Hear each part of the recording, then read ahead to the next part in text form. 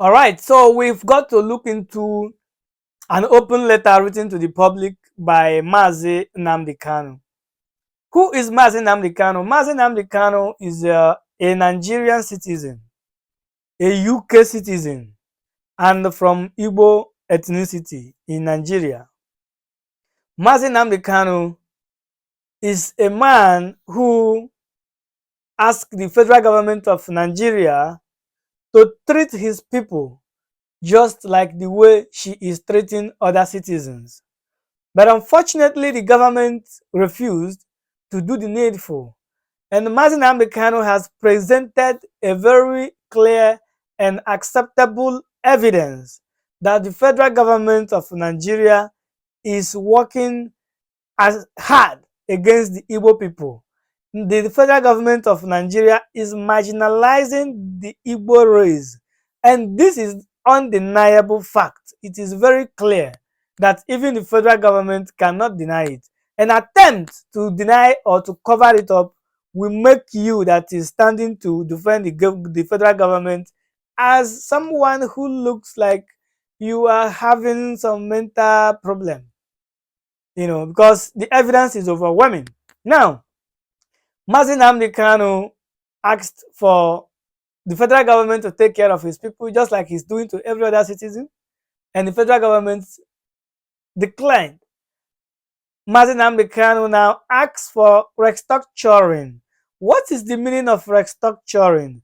Mazi Nnamdi Kanu argued from the beginning that Nigeria got her independence from UK. And in UK run restructured government where regions, where each tribe controls what they have in their region, have their own government, and pay tax to the federal government. And Mazi Nnamdi Kanu reminded Nigeria as well that the country Nigeria started in restructured manner, in restructured way, where the eastern part had their government, even their embassies in the foreign land, and also the western government had their government and their embassies in the foreign land. Likewise, the northern part of Nigeria. But the federal government declined to grant that restructuring agenda. They refused it. Now, Martin Nnamdi Kanu said, you know what? If you do not want to move forward, if you do not want to live in a society that is just to all, a society that will be without marginalizing anybody, my people wouldn't want to be in a situation whereby they will be called the second hand citizens while they are the ones building the nation. Like if you look at Lagos, it is very clear and undoubtable that 70% of the development in Lagos is owned by the Igbos. If you go to Kanu, Abuja, the same thing. These are the way Igbos has been supporting to build the nation, but they have not been fairly treated. This young man now asks the federal government that my people would like to be on their own and govern themselves. And the federal government says for him to open mouth and say that he has committed offense. So the federal government now tagged him as a terrorist. And they have been spending all their resources to get this man. They caught him last time. They took him to their detention. They took him to court, and court granted him bail. For him to return home, federal government sent the soldiers to unalive him. Glory to God, Mazi Nnamdi Kanu escaped. And Mazi Nnamdi Kanu was seen again in Israel after some time. And from Israel, he went back to UK. From UK, he went on his daily business to Kenya. And from Kenya, federal government of Nigeria kidnapped him. They kidnapped him. I mean, kidnapping. That's what the federal government of Nigeria has become. And they brought this young man to Nigeria. And they took this young man to Nigerian court. And Nigerian court again said, you know what, this young man is innocent and if he has got to go. The court of Nigeria released Mazi Nnamdi Kanu.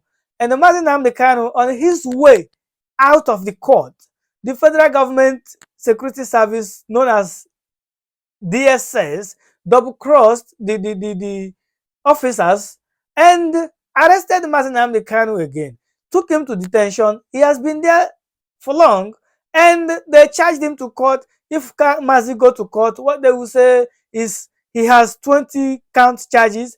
Tomorrow they will say it is now 26 count charges. Next tomorrow they will bring it down to 10. Next tomorrow they will bring it down to 6. They do not want to try this man. Among all, the judge that's supposed to try Mazi Nnamdi Kanu, Mazi Nnamdi Kanu said, you know what, you cannot try me because I do not have confidence in you anymore. And he gave a lot of reasons. And the judge herself recused herself from the case publicly. But something happened when she recused herself. Mazi Nnamdi Kanu was scheduled to return to court. I think that was on February 10. And on February 10, Mazi Nnamdi Kanu was there at the court. And it was the same judge who recused herself that want to try Mazi Nnamdi Kanu. And Mazi said, no, you cannot try me because you've recused yourself. You cannot try me legally because you've got nothing to do with me. I am done with you. Federal government should bring another judge to try me. And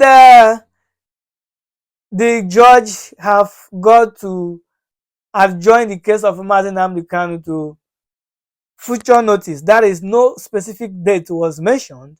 Now, Mazi Nnamdi Kanu has written open letter to the public, reminding us that Nigerian government has been denying him his freedom of his fundamental human right. His right has been breached.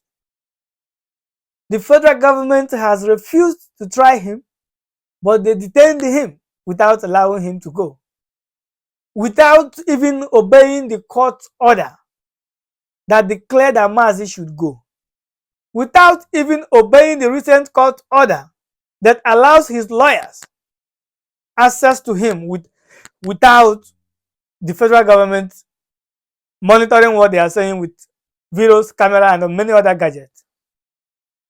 Now, here is what we are saying. Federal government of Nigeria, if you want to try Mazi Nnamdi Kanu, try him and try him fairly. If you want to try him, treat him like every other citizen. Mazi Nnamdi Kanu is a leader of millions of people, and be very aware that these people are watching day and night the way you are treating their leader. So the court of public opinion is of the opinion that the federal government should treat Mazi Nnamdi Kanu with care and respect his human rights, respect his right, do what they got to do. If you want to let him go, you let him go. If you do not want to let him go, try him and stop detaining him. You are causing many damage in the public. The public are now doubting if the court are really what it should be, or are they biased. There has been enough evidence to believe that the court is biased, but we've just tried to give the court and the judges a benefit of doubt by watching how they will handle the case of Mazi Nnamdi Kanu. And the earlier they wake up and do the needful, the better for the image of the country.